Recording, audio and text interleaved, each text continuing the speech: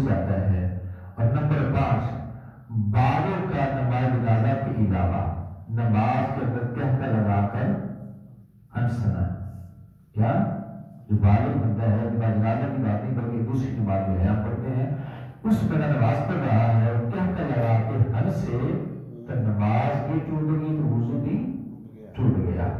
اور نمبر 6 بے ہوشی کی حالت میں بندے نے وضو کیا ہوا تھا بے ہوش ہو گیا تب بھی کیا وضو ٹوٹ جاتا ہے۔ اور نمبر 7 جنون طاری ہو جانا، کیا ہے جنون طاری ہو جانا، اس سے بھی کہ وضو ٹوٹ جاتا ہے۔ اور نمبر 8 معذور کا جو جس نماز میں کیا گیا تھا اس کا وقت نکل جانے سے کیا ہو جاتا ہے وضو ٹوٹ جاتا ہے۔ سمجھ نہیں آئی میرے خیال کیا آئی سمجھ نہیں آئی؟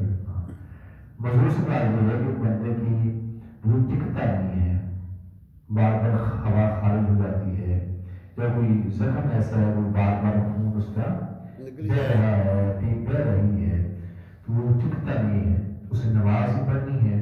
اس نے ظہر کی نماز کا وضو کیا، کیا کیا؟ ظہر کی نماز کے لیے اس نے وضو کیا ہے، اس وضو آپ بے شک وہ بار بار ہوا خارج ہو یا بار بار پیپ بہ رہی ہو اب دوبارہ وضو کرنے کی ضرورت لیکن صرف اس ایک ہی نماز پڑھے گا ظہر کی، جب وہ وقت گزر ایسا شروع ہو گیا پھر وہ وضو خود بہت ٹوٹ گیا۔